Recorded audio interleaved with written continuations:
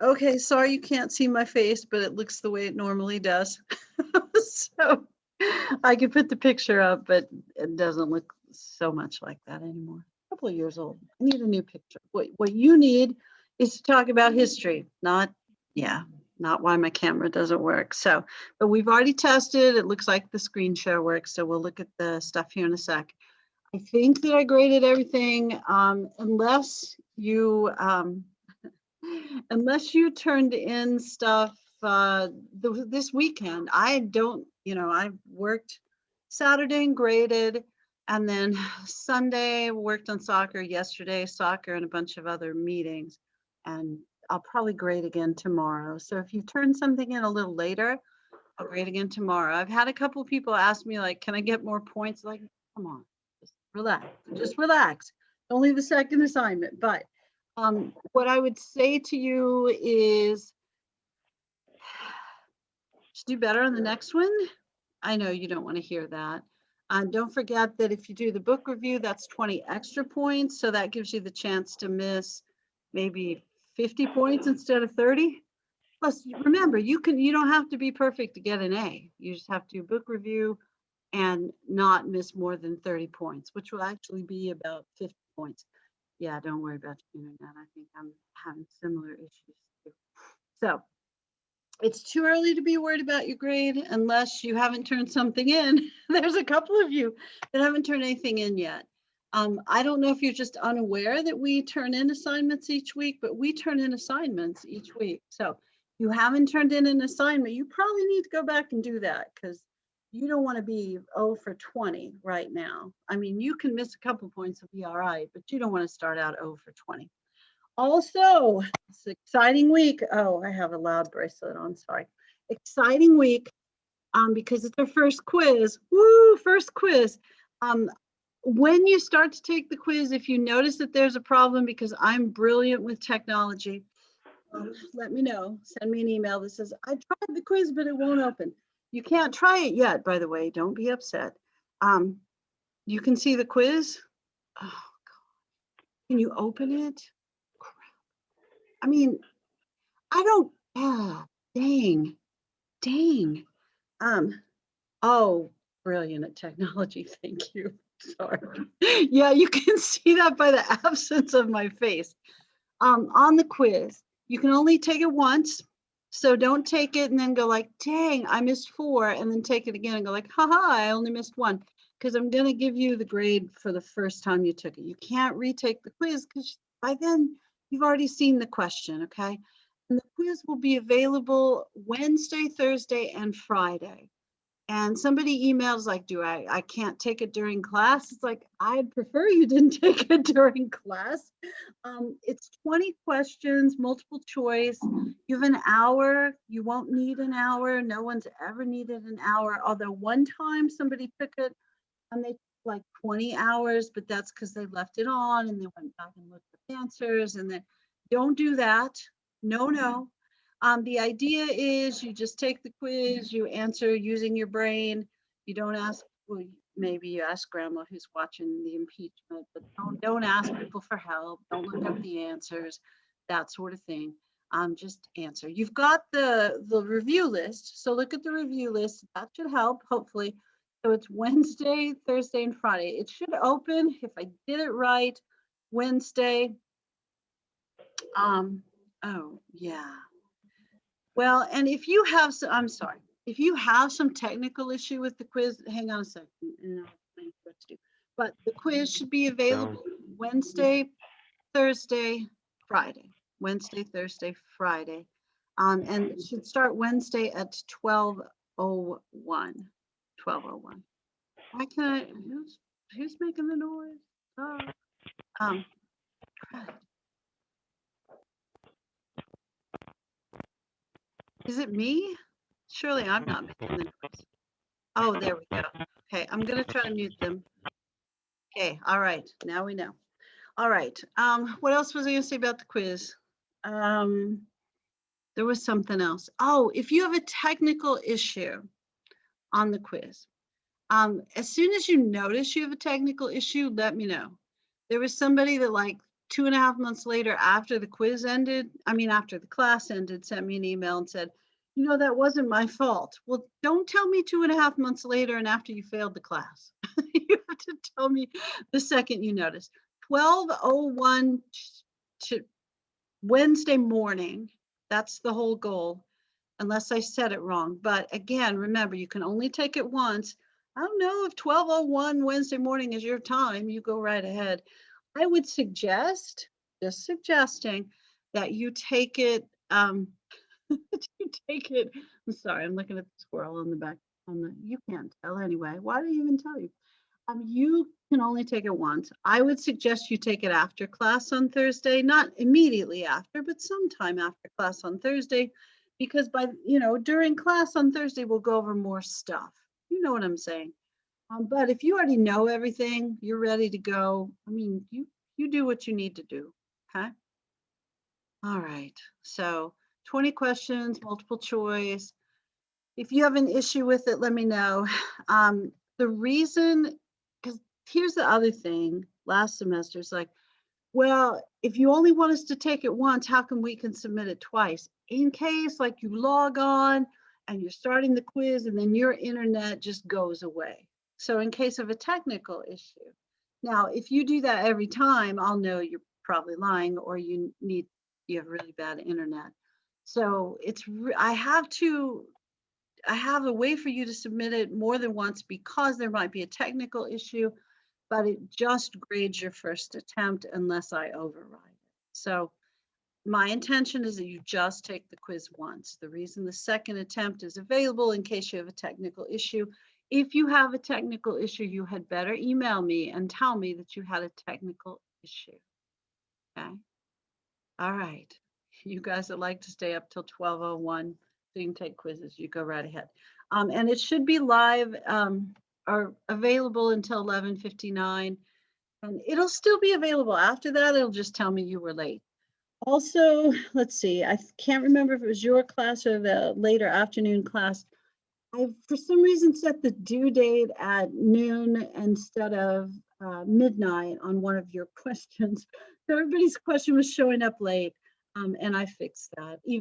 I knew it wasn't late, but I know it bothers some of you to see it. Okay, let's look at the weekly question. Or my face. You're never going to see my face again. It's all right. You know what it looks like. Okay. Plus, I can sit here and drink my Coke Zero and you won't even know. All right. Question number 3. That's where this is a good, Spanish-American War. This is good stuff.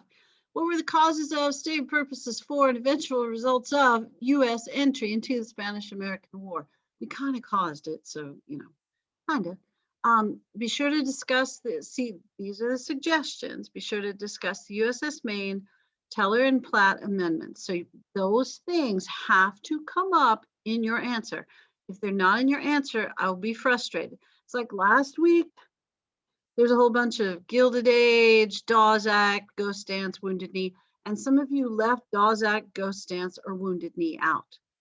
If I ask about it in the question, you got to tell me about it, okay? That's what I want to hear about. So when you're talking about Spanish-American War, you got to talk about USS Maine. That's a ship, by the way. USS stands for something. I know what it stands for. United States ship.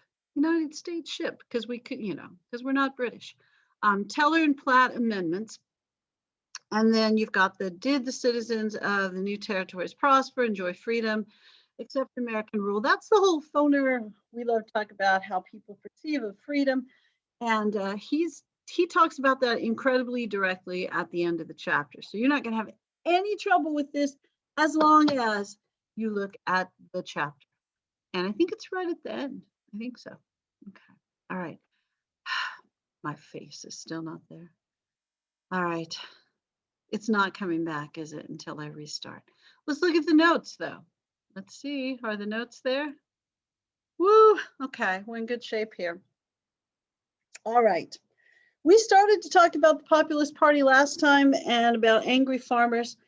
It's funny, my nephew from Ohio has been texting me all morning. He's a junior in high school. He should be paying attention to school. I know he should, but he always likes to talk about history and politics. And he's, younger and happier and, more open-minded, I think, is the way he sees it, than his older relatives who might be my brothers and my dad. Although my brothers are probably less open-minded than my dad. And he says, I don't understand why all these people are so angry. It's because they live in the farm area, angry farmers.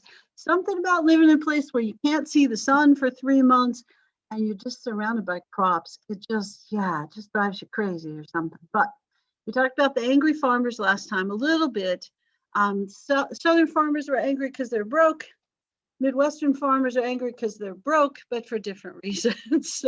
Cotton farmers in the South are broke because nobody's buying their cotton, or they just send it to cheap markets in the United States when they used to be like the world supplier of cotton, but then, Civil War, and then people buy the cotton from India and Egypt and Brazil. 2/3 of those countries were really directly controlled by another country, that would be England. And Brazil, kind of indirectly controlled by Portugal, but not as controlled as, Portugal wished. So it was easier to get cotton. And some of that cotton was that long staple cotton. So it was nicer. No offense if you like the West Texas cotton. You're going like, shut up, we don't care about cotton. Farmers were upset because they were having to pay more for their equipment, but because they were more efficient, the price they were receiving for their crops were going down, and their response to that was to grow more stuff, which made the crop prices go even lower. And they're also frustrated because the folks who ran the telegraph and the folks who ran the railroads were charging them exorbitant rates. Those would be really high, exorbitant rates, much higher than they charged businessmen for the same length of hauls. And part of that's because they had more business customers, but farmers just felt like they were not well represented in the government. So they wanted someone up there who understood them, wanted to represent them. They also did understand that there weren't enough farmers to control US government. There aren't. Yeah. Maybe in the old days there were, like 1301 class, but not in 1302. Farmers are on their way out, even though I know we love farmers, we need them, they make our food, we appreciate them, that sort of thing. So I know.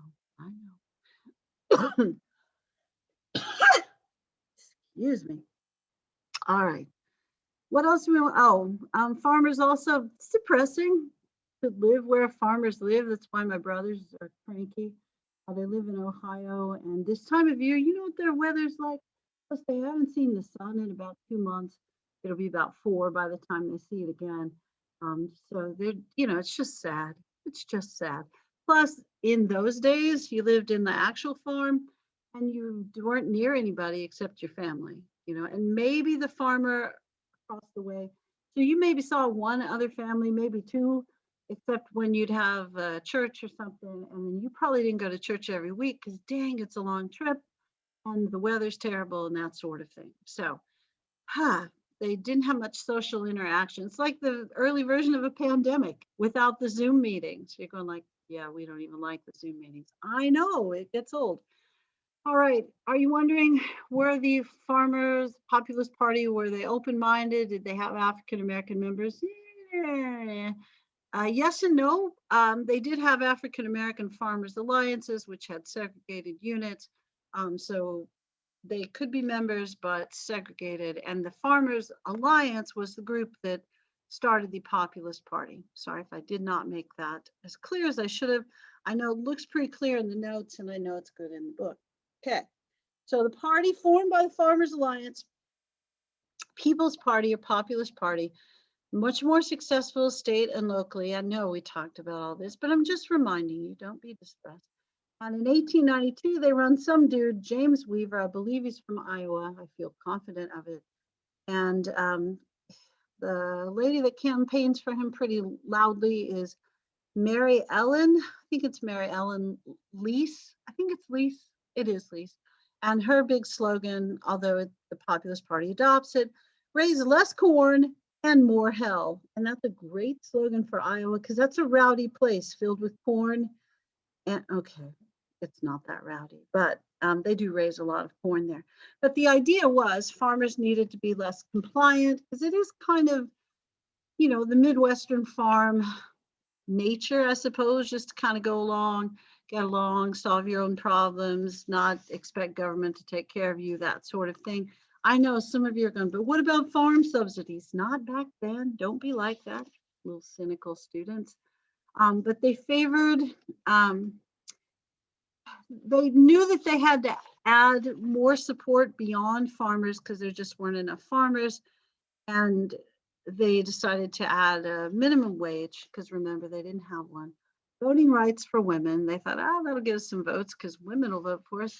And a sub-treasury system, which you don't really need to understand, but it's just a weird, I shouldn't say weird, that seemed judgmental. It's a system where the government agrees to store excess crops and pay the farmers for the value of those excess crops. And then when the government sells the extra crops, they would give the farmers the extra money if they sold it for more than what they paid the farmers. And if they sold it for less, then the farmers might have to repay them. So it's kind of a free storage. We'll buy your extra crops. So it's sort of like a farmer's minimum wage. It's as close as you're going to get.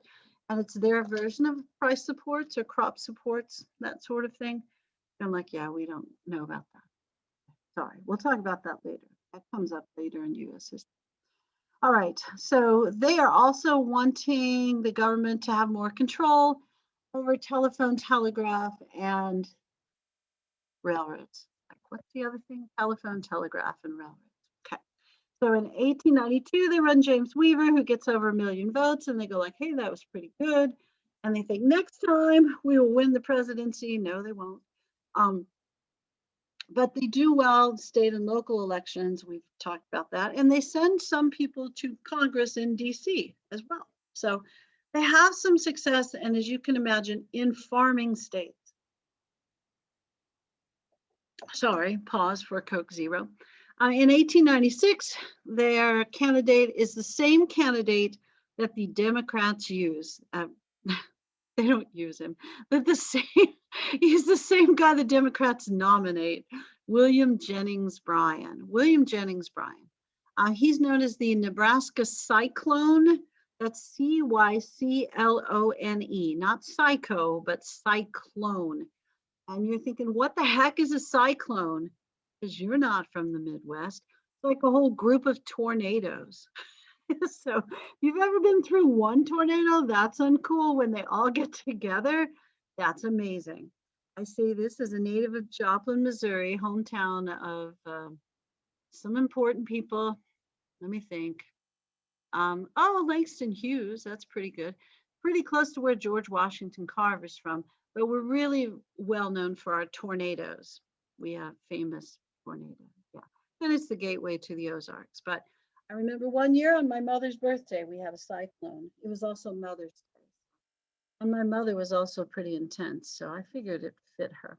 But they called him the Nebraska Cyclone because he was an exuberant speaker. And he gives this speech, the Cross of Gold speech, very energetic, that kind of thing, hand waving, very exciting, probably even more exciting than I am as a history lecturer. But he gives the speech called the Cross of Gold speech, where he suggests that farmers are like Jesus.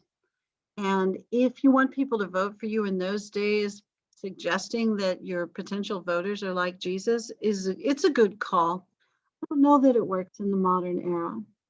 I don't think people are anti-Jesus as a rule, but and the speech is, it compares people that are greedy and dishonest to Jews and Muslims. That's not a good call in the modern era. That is fine back in those days. I don't mean like it's okay. I mean, it's effective.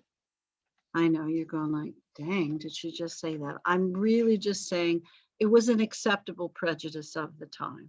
It was. I mean, if you read stuff from that era, you'll notice this.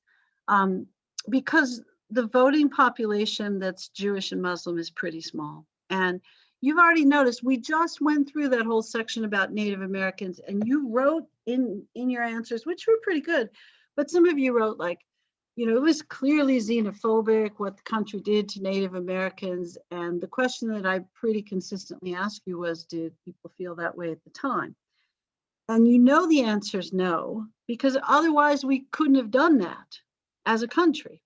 So some of the stuff that you'll read is going to look like, if you read all the speech, the Cross of Gold speech, you would look at some of it and go like, that seems a little, racist, prejudiced, probably more correctly. And it does to us. To them, it goes like, nah, you can't trust Jews and Muslims because that was a common, widely held prejudice.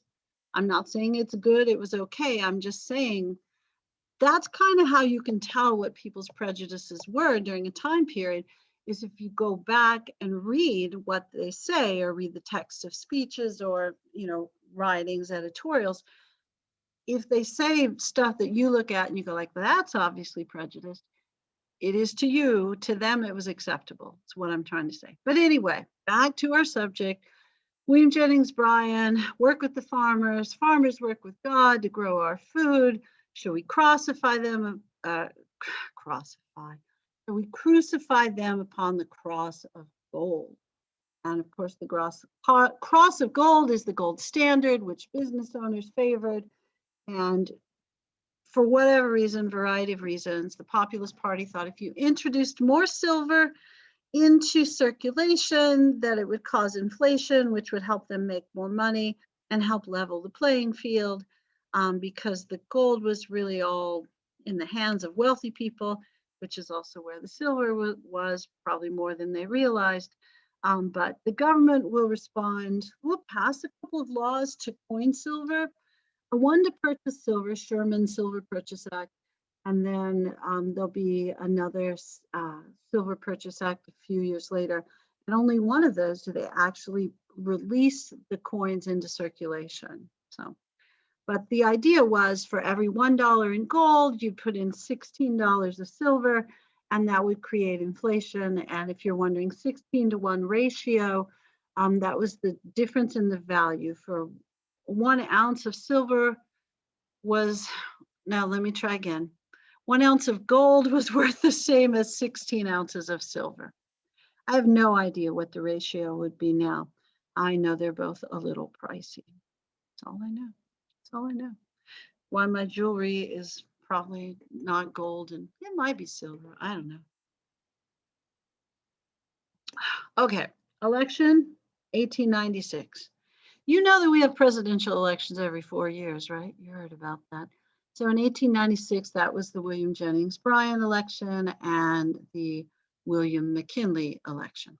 And if you're wondering, like, who the heck is William McKinley? That's the Republican. William Jennings Bryan is the populist and the Democrat. And McKinley was from, he's either from New York or Ohio. I think he started out in New York and moved to Ohio, but honestly, I don't know. And during this era, if you ever have to guess where a presidential candidate is from, if you guess Ohio, New York, or Illinois, you're probably right. Because those are states that really mattered in the presidential elections. They kind of could go either way, but they had very large populations because they had those big cities. Yeah, the big cities. New York City, Cleveland, Chicago, as people from there might say. All right, so McKinley runs as the Republican nominee. I think he was a newspaper executive, businessman kind of thing, kind of a standard fellow in the Republican Party. They call his campaign the first modern campaign because he tweets. No, that's not why. Because he uses Facebook?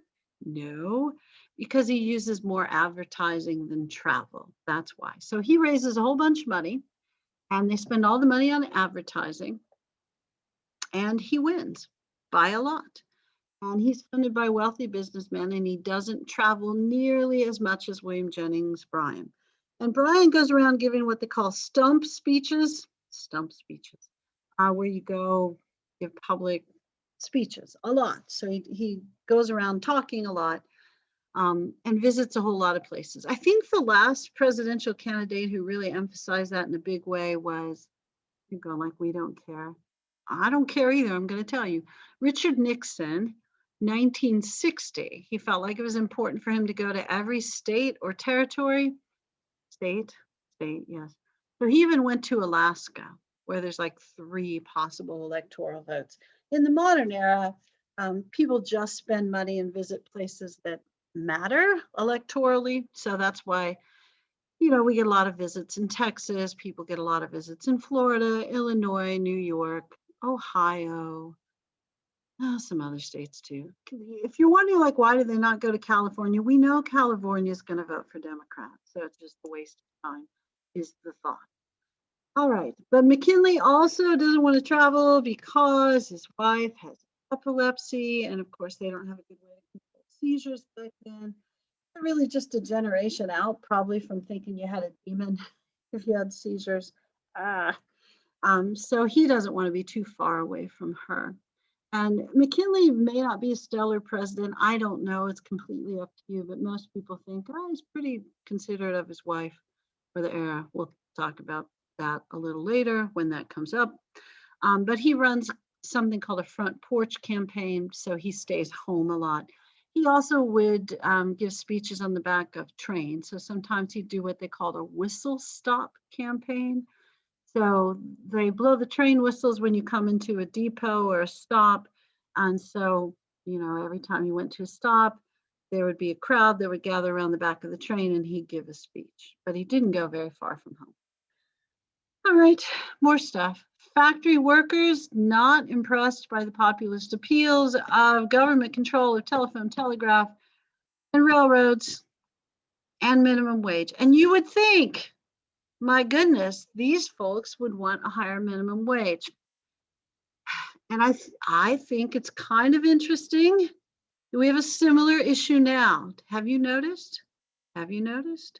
Is there a certain current president who wants to raise the minimum wage to $15? Have you heard about this?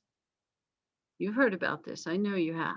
You're not even chatting, but I know you've heard about this. So some people, now there's chatting. Some people think it's a really good idea because $15 made crud. You guys tried to live on your own $15 an hour in Austin. You cannot do it. Can't do it in Leander, where I live either.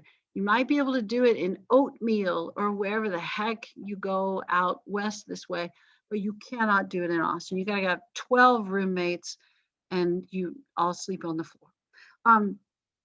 But then there are other people who say, well, if you do that, then there'll be fewer jobs. Now, the reason that the factory workers didn't want a minimum wage is because their bosses told them, you don't want to vote for guys that want a minimum wage. And their bosses are still able to check who they voted for. So there's still a lot of pressure from political machines in these major cities. So it's really hard for the voters to be independent. Okay. Oh, yeah, President Biden has proposed raising the minimum wage to $15, and it may be part of that stimulus bill. Now, the thought was, nobody's seen the actual bill yet because it's early and you'll probably see it in a few days. My guess is they'll work on it soon. The thought is it would be a gradual raise, like the last raise from whatever minimum wage was to whatever it is now. I think the last raise was probably from $5.50 to $7.25 or whatever it is now. And if you're making it, I'm sorry. Yeah, minimum wage is, the idea is good for a kid in a summer job, but it's not good for a grown person paying their bills. But they didn't even have minimum wage back then, and they weren't getting it at this time either because the populace lost. Okay. Now, last chat about populist and why they weren't successful. You're going to see more third parties. Now, in US politics, we got Democrats, we got Republicans. We've been pretty consistent about that since the Civil War, although I know they change what they think. But we've been fairly consistent about Democrats and Republicans. Sorry for the big yawn. I know you can't see it, but you could hear it. We've had those 2 consistent parties, and in our entire history, we've only had 2 major parties. They've changed names. We've only had two major parties. In our system, when we get a third party, like, I don't know, the Whigs, or because the Whigs will kind of turn into Republicans, they split over slavery.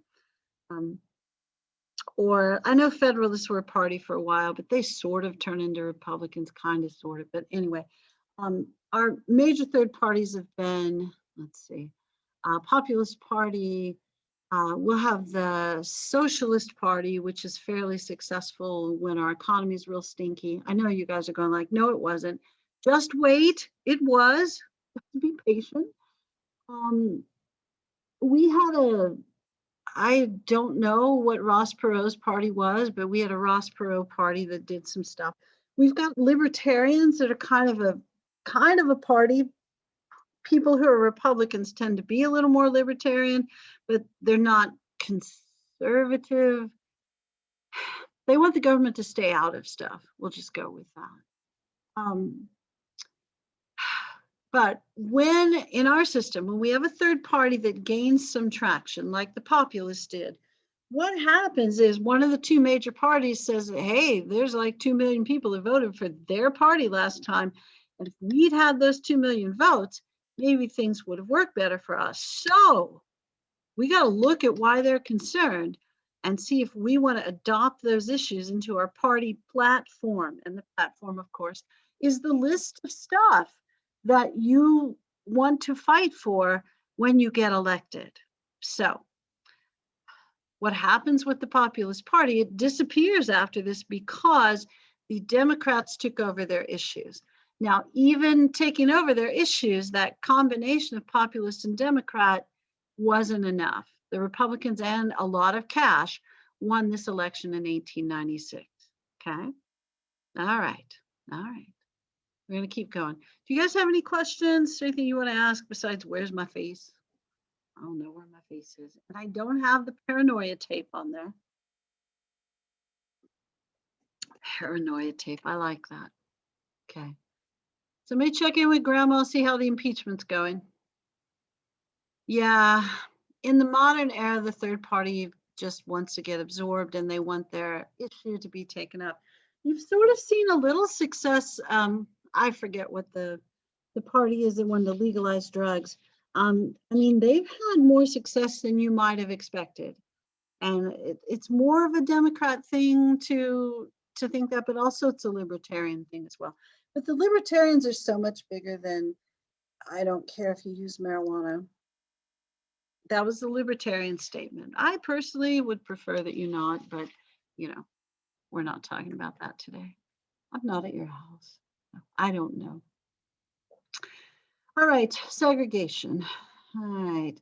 Do you remember back in the day when 1877, when they had that bargain where the North said, you know what, South, just enforce the 14th and 15th Amendments, make sure that Black guys can vote, and we'll take the troops out. And the South said, of course we'll do that. And of course, everyone knew they weren't going to do that. They didn't do that. You're not shocked by this at all. So they wanted to kind of restore the South to the way it was before, without slavery, of course, because that was illegal, but they made the economic system for former slaves as difficult as possible. And they did not enforce the 14th and 15th Amendments. And the Supreme Court said, you know what? Federal things, states don't really have to enforce that. And then people went, what the heck? But not very many people went, what the heck? Okay. So here's some stuff that happens. In the South, African Americans are having a very hard time voting. And I've got a list of things here that you want to be vaguely familiar with. Poll tax, that's exactly what it sounds like. If you want to go vote, you have to pay a tax. Now, this doesn't work well for poor people because poor people can't afford stuff because they're poor. Okay. And you're supposed to pay a tax when you voted. And then literacy test. And I know what you're thinking. It makes sense. We want people to pass a literacy test because we want people to be able to read if they're going to vote. I know what you're thinking, and it does sound good on the surface. They didn't give everybody the same test. It's not like they had a standard test. So it would be like, if I'm the voter registrar and my cranky brothers come in who live in states where they don't see the sun very often. That would be Ohio and Wisconsin. And they come in and I go like, hey, Jim, Jeff, and Josh, do you want to vote? Those are my brothers' names, by the way. And they go like, yeah. And I say, okay, just sign your name here. And if you spell it right, you can vote. That's your literacy test. Okay. But then let's say that my cousin Charlie Wayne comes in. I do have a cousin named Charlie Wayne. And Charlie Wayne comes in, and I'm not so sure I want Charlie Wayne voting because, you know, he's got serial killer name.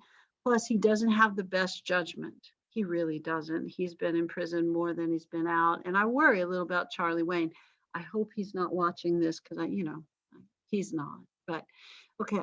So Charlie Wayne comes in. I go like, hey, Charlie Wayne, you want to vote? He goes, yeah. And I go, hey, explain the third article of the U.S. Constitution to me. Guarantee you, even if Charlie Wayne had the third article of the US Constitution with him, he's a very smart guy. He's just smart in different things, some of them not legal. He's not very concerned about that part of the Constitution. You know, the Fourth and Fifth Amendment and the Seventh and the Eighth probably matter more to him. So Charlie Wayne's not getting a vote because I'm giving him the test that ensures that he won't pass. And let's say that Charlie Wayne did understand the third article of the Constitution, I would just go like, nope, wrong, or I'd throw his test away. So literacy test, great idea in theory, but not a standardized test. And later on, it's crazy, but later on, the voter registrars will sometimes just run away when they see African American people come into their office. They just close the office and go away. It's crazy. We'll talk about that later. And then the grandfather clause, because I know what some of you are thinking. You're thinking like, aren't there some poor dumb white guys in the South? And heck yeah, there's poor dumb white guys in the South. So they couldn't pass the literacy test and they couldn't pay the poll tax. So you just say like, hey, could your grandpa vote before the Civil War? Then you're exempt from the literacy test and the poll tax. Yeah, I know, they could be. Well, and I read a story, I think it was true, about Rosa Parks, who was an educated woman, going to pass her literacy test, because they still had those in the 50s and 60s. And she failed the first two. And she was the secretary for the NAACP in Alabama. She was a smart woman. And she passed the third one because she took her lawyer with her to oversee while they graded it. And then somebody tried to blow up her house after that, because that's kind of the way stuff worked. And so poll tax literacy test, grandfather clause made sure that poor white people who might not be able to pass the literacy test could still vote, but that African Americans were almost ensured that they couldn't vote. And the Supreme Court isn't going to be upset about any of those things. And Plessy versus Ferguson. Now, I think Plessy versus Ferguson is like super important Supreme Court case. So it's on this quiz. It'd probably be on the next quiz too. It's just important, okay? I'm telling you that ahead of time. So don't overlook Plessy versus Ferguson. Here's the thing. There's a dude named Plessy. There's clearly a dude named Ferguson as well. We just don't care about him as much. Sorry, Coke Zero pause. Homer Adolph Plessy. Now that was before, so I know people don't name their kids. They don't give them that middle name anymore. But this fellow lived in New Orleans. He lived in Louisiana, and he is what they would call, and you cannot call people this, okay? And we got to talk about, we'll talk here in a minute. But he was what was labeled an octoroon, which meant that he was 1/8 black. Now, I had a student one time that said, how black is 1/8 black? And I went, I'm not in charge of that. So they did the math and looked at the genealogy or something. And they said it's like one great grandparent was black. So the reason Louisiana kept track of that because they were pretty serious about their segregation. I think in their state, if you were 1/32 black, and I don't even know how you track that, but they did because it mattered to them. then you didn't have the same rights as people who were white. But Plessy was a pretty well-off dude. He lived in New Orleans, which is one of like 4 or 5 cities you could live in the South. If you were of mixed heritage, and still probably own a business and have a decent life if you stayed within your community. Plessy is pretty well off, and he could do what they would say, would call, and some people still use this language, although I don't know how acceptable it would be. He could pass. And, some of you go like, he got a 70. No, that's not what it means. It meant that he could appear to be a different ethnicity than he truly was. So he was a very fair-skinned African-American man, is what I'm saying.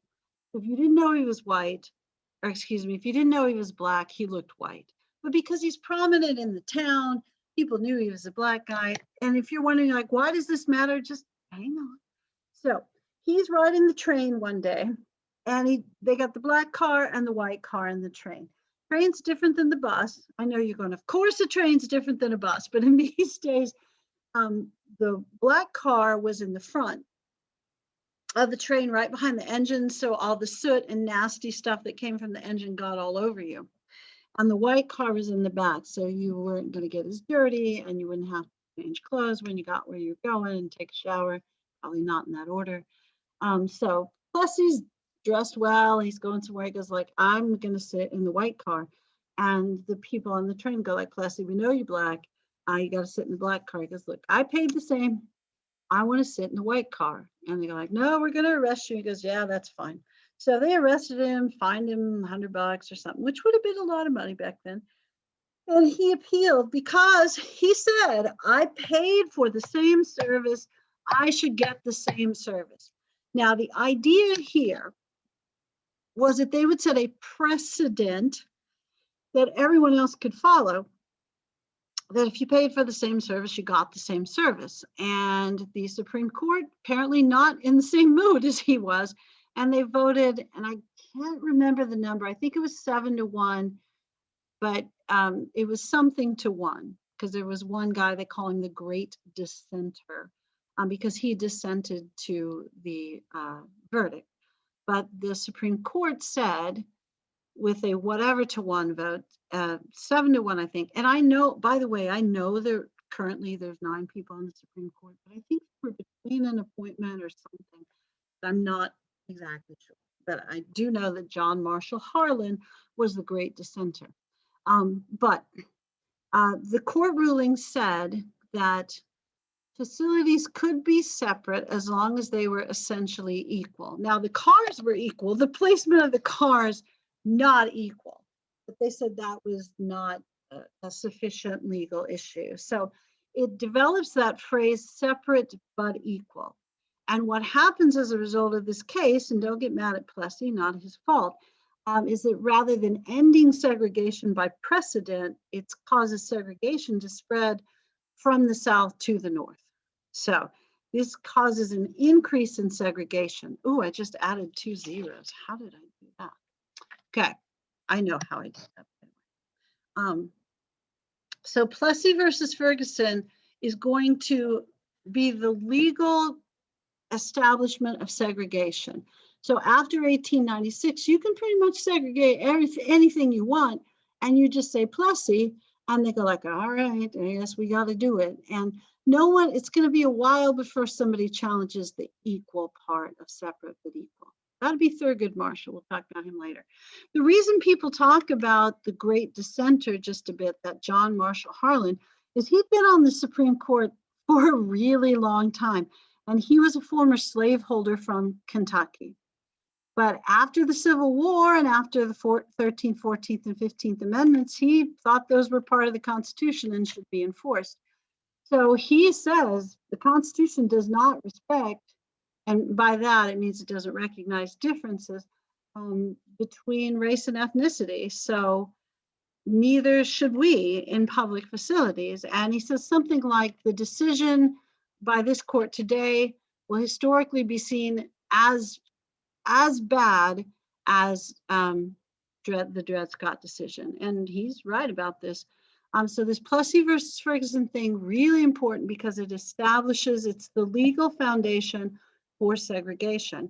And it's going to be that way until the case that overturns it in 1954. So it's going to last a long time. Yeah. Okay.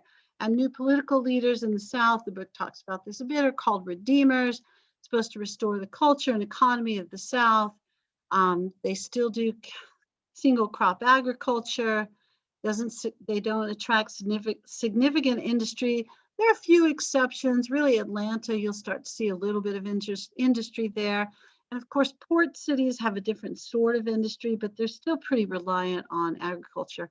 And there'll be some places in Alabama where they'll mine iron ore and they'll produce steel, but mostly Birmingham, that region, but not, you're going like, we don't care. I'm just trying to suggest that the Southern economy is still a cash crop economy primarily.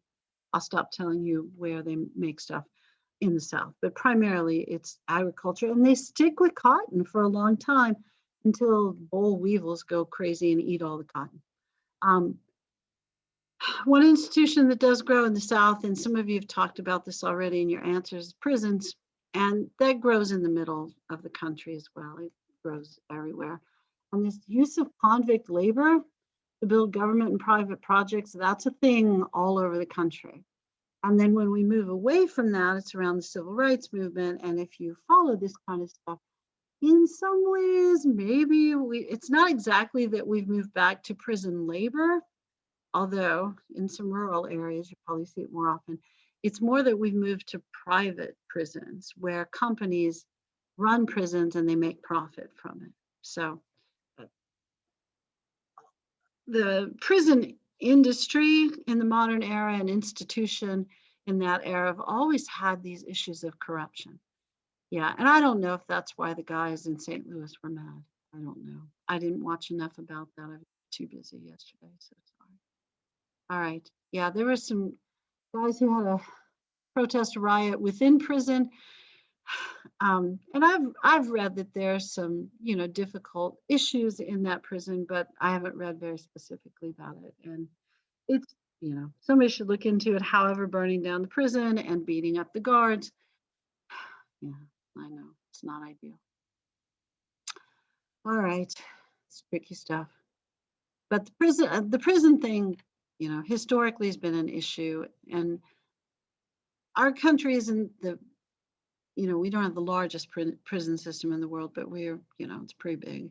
And the countries that we compare to are probably not countries you want to be on the list with. African Americans in the South are often subject to lynching. And if you want to be super depressed, you can click on that link and read more about lynching. There used to be a website called Without Sanctuary, and this is a presentation from the people who created that website. And I went to training a long time ago, sometime in the 90s, where they did a presentation, and what they had done, and this is what this NPR story shows, is they had gone around the country collecting postcards from lynchings. And what, the lynching part is rough stuff. And I think that we're taught, I know I was, and I don't know what you were taught about lynching. My guess is, nobody has a history class where you just focus on civil rights history. If you ever have one of those in college, you'll talk a lot about lynching and the KKK and that kind of stuff. But I went through round one of college and really didn't know anything about lynching except that they would find a Black guy and kill him overnight. And that's not exactly it's not at all how lynching typically worked. Apparently it was like an all-day festival. It's typically a little town, but it happened throughout the South, and there are newspaper reports in small newspapers that are preserved all over the South and the Midwest. I'm not saying it didn't happen in the North, but it was more of a rural thing, and it was kind of more of a Southern and Midwestern thing. And the statistics that are kept on these things suggest it's like 97 or 98% African American men. But somebody had a supposed crime against an African American man. They would kidnap him and bring him to a public area. They would hang him from a tree probably either by his arms or by his feet. They would torture him all day, sometimes build a fire underneath him and kind of slowly torture him that way. People would come, they would have picnics, the kids would play games. It would be like a little festival. And then as the sun went down, they would put the noose around his neck and kill him. And then people would come take pictures with him, take souvenirs, which were often ears, toes, fingers. And the pictures they would make postcards out of and then send to their friends. So this group went around to old antique stores buying up these postcards, and they found thousands of them. And if you look at old newspapers that have been digitized, you can find lots of stories about these. And they kind of crime. They euphemistically, sorry that I couldn't say that way, called them barbecues. It's terrible. I mean, there's just no way. And I don't know if we don't talk about it in history class because, to be honest with you, I don't think most history teachers know about it because we weren't taught about it unless you seek out the information, because there's just so much stuff. And it's, and it's not pleasant. We'll just go with that. That's the understatement of the day. And, when I first learned about it, I thought, well, this is sort of like our Roman, Colosseum moment. And while it wasn't as overt in little towns all over the country, it seemed to happen with some regularity. And there'll be African Americans, most notably Ida Wells, who will work to try to end lynching. That's her main campaign. And her suggestion will be, she's a journalist from Memphis. And her suggestion will be boycott businesses, white-owned businesses, until your government protects you, your local government. And she'll have really pretty good success in Memphis, and then she'll move to Chicago later on, and then also do some boycotts in Arkansas. But what she figures out is a targeted boycott. Like in Memphis, there was frustration because African Americans were not receiving police and fire service. And of course, everybody paid taxes. So like, how come the police and the firemen won't come to the Black side of town? Because pretty much every town is segregated, in part because it's safer for you if you're Black to be segregated. And of course, white folks are kind of big on segregation during that era. And this is not an era really where African Americans are going to push hard against residential segregation, because it's just dangerous. I mean, it just is, because lynching's happening anyway, and they don't live near white people. So what Ida Wells said is, look, most of the businesses in this town are owned by white people. So we're not going to be able to go to the city council and say like, hey, city council, we pay taxes too. You got to make sure we have service. It's not going to work. So what we need to do is boycott all the white-owned businesses until we get police and fire service, and make sure everybody knows that. And she's an editor at a newspaper, so she can publicize this. The Memphis Free Press was a Black newspaper. So she organizes the boycott through the newspaper. It took about a month and a half, and then the white business owners went to the city council and said, we're tired of this. You better make sure that there's police and fire service in the Black section of Memphis. And it worked, because if you're going broke, it's a problem. And money talks, and these guys were rich. So she's going to be more powerful than the NAACP for a while. The NAACP, pick up steam. I'm not trying to be disrespectful to them. She was able to target small boycotts in a way that was very successful. So she's a fascinating person. I think you could read a book about her and be terribly impressed.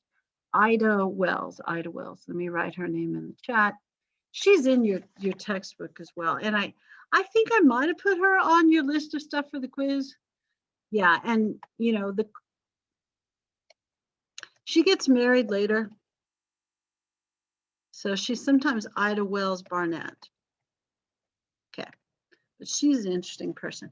And the reason Ryan's putting crime in parentheses, of course, is you don't have to commit an actual crime. You just have to be accused of stuff. And It's primarily about a Black man looking at talking to a white woman. And there's, yeah, okay. All right. And that's going to come up a bunch of times. So, all right. So the lynching thing is pretty horrific stuff. And what the book talks about will be disturbing enough. If that's not disturbing enough, go to the website.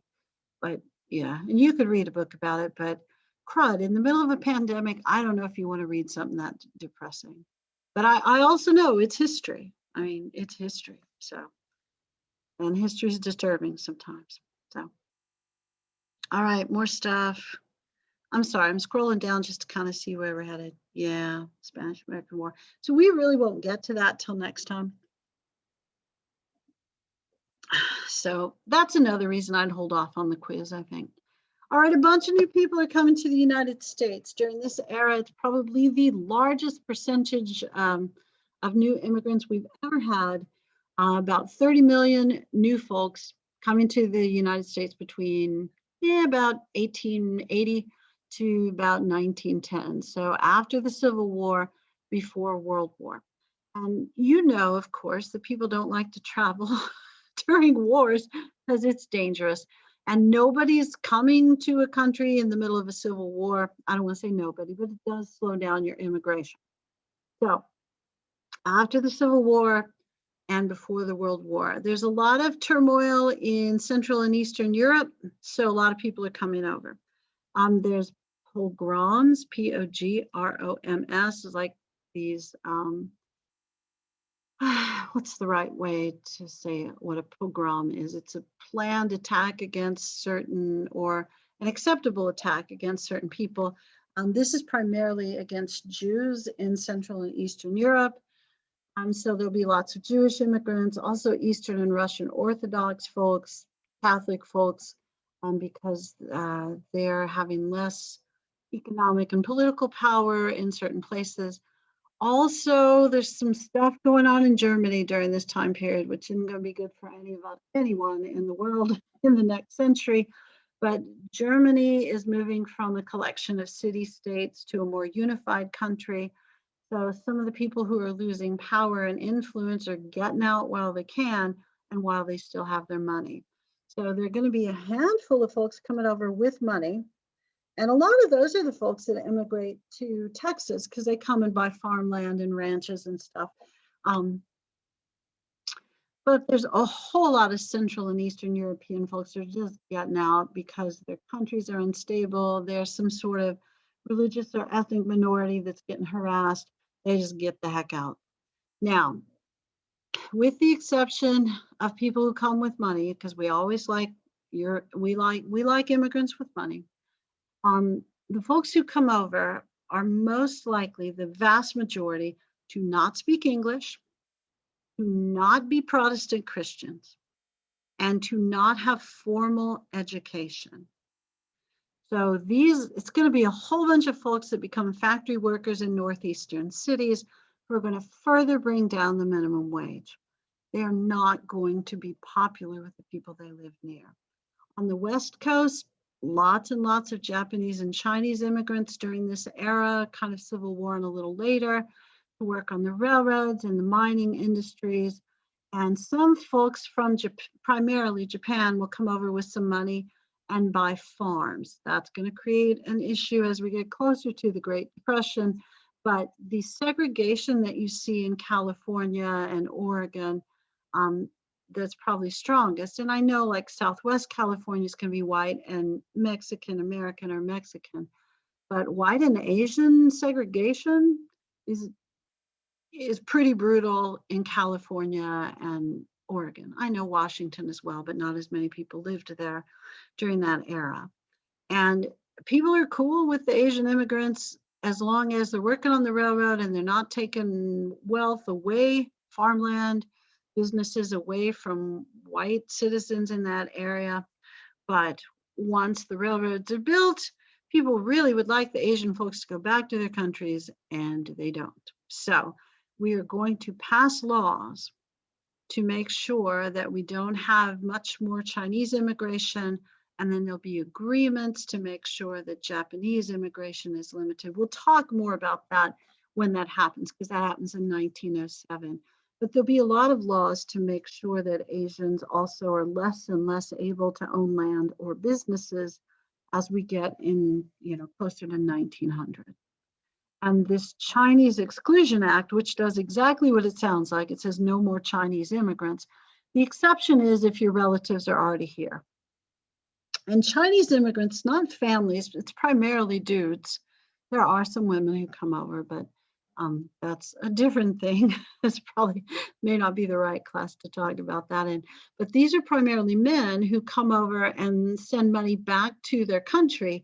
And their goal is eventually to move back to China when the government and the economy improve, which they didn't do in their lifetimes.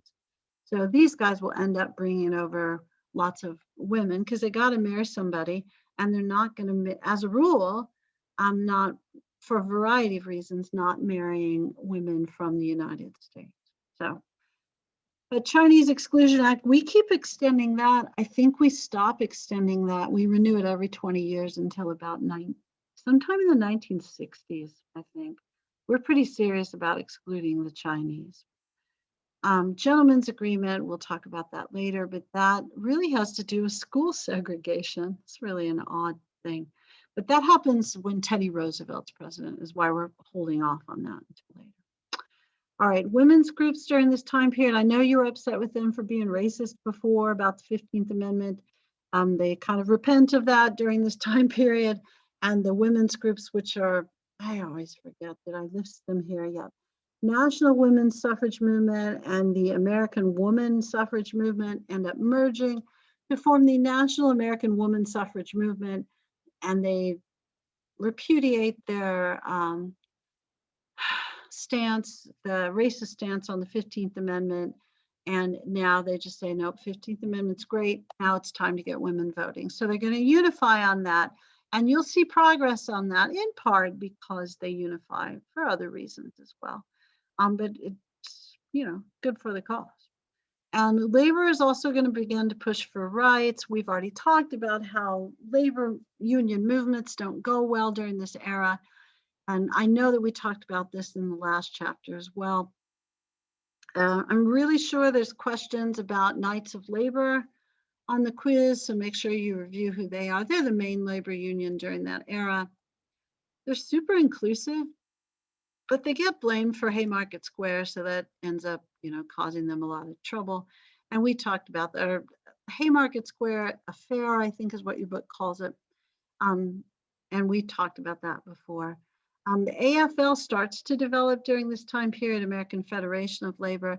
They'll be more successful, but you'll see their success more in the 20th century. And they're traditional, they let in white skilled workers, men, and they want higher wages, better hours, better working conditions. I wasn't paying any attention to the time, although I didn't get the 5-minute warning yet. So, okay, no, we're still good. It's different when I can't see anything on the screen. Faces and stuff. No, all right. There's definitely something wrong on my end, isn't there? But I'm glad you can see the stuff you need. All right. Major strikes of the era: Great Railroad Strike, Homestead Steel, Pullman Strike. Pullman Strike's kind of interesting if you ever want to read about labor strikes. We could have a whole class on labor history. It's super trendy. There's a really good labor historian at Texas State. I like to talk about Texas State. It's where I went to graduate school, but they have a really good history department, and they're one of the best geography departments in the country. And you're going like, yeah, whatever. Don't be like that. Texas State, good place to go. They have really good historians there. My favorite professor there wrote the book, The Free State of Jones, which they ended up making into a movie. So they do good work there. Not that they don't at UT, they do, but your chances of getting some of those professors are much more limited at UT than they are at Texas State. One of the things I liked about, I was more of a smaller college person, but anyway.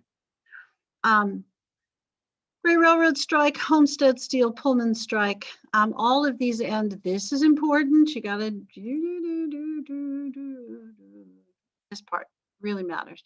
This is why labor unions don't have any success, because businesses go to the government and say like, hey, put down the strike, and then the government goes, okay. A lot of times because the lawyers for companies become the attorney general for the United States.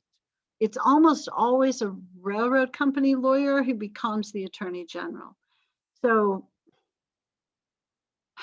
there's a lot of favoritism toward businesses, especially railroads and other large corporations during this era within the federal government. So the government pretty consistently will issue injunctions. There's court orders to stop the strikes, or they will send in the troops to break up the strikes. Yeah, and I can't remember, I think it's the Pullman strike where the troops come in on July 4th. I know that it's the Pullman strike, which is fairly symbolic as well, isn't it? So Knights of Labor, really idealistic, not terribly successful.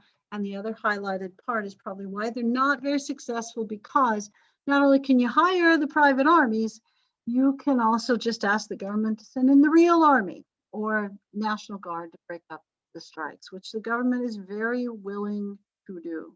Okay. All right. So what we have left to talk about, scrolling down a little, I didn't think there was anything much there, is Spanish-American War. Now, here are going to be my suggestions to you before we go. We still have a little time. Yeah, we're good. All right, here are my suggestions to you. Suggestion number 1. If you haven't read the chapter, you know you need to read the chapter. Suggestion number 2, look at the list of things that I said you should study for the quiz, okay?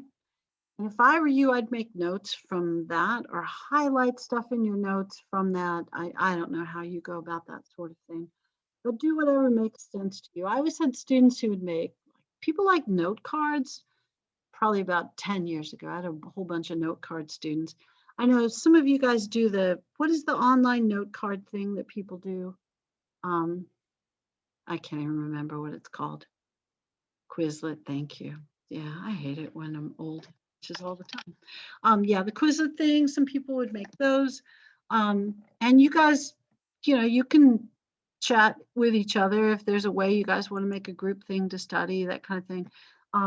Or not. I mean, I also know you're free agents and you got stuff to do. So, but look at the list. Don't not look at the list. I made the list so you'd have some clues about what's on the quiz. So you're not just, there's 3 chapters worth of stuff and only 20 questions. 3 chapters? Yeah, 3 chapters worth of stuff. So, I mean, you need some clues. So I gave you some clues. Plus the lectures are kind of some clues. So I would look at the list and read the chapter between now and Thursday. The weekly questions about the Spanish-American War, we're going to spend the whole time on it next time. Thanks for the 5-minute warning. And hopefully by next time I'll fix the camera so you can see my face. I know you missed seeing my face. But before we go, you guys have any questions that you want to ask? Look over the list, read the chapter, you know what I'm saying. And I think looking at the list before you read the chapter is probably helpful too, because you know what to pay more attention to. You know what I'm saying. I'm going to stop recording.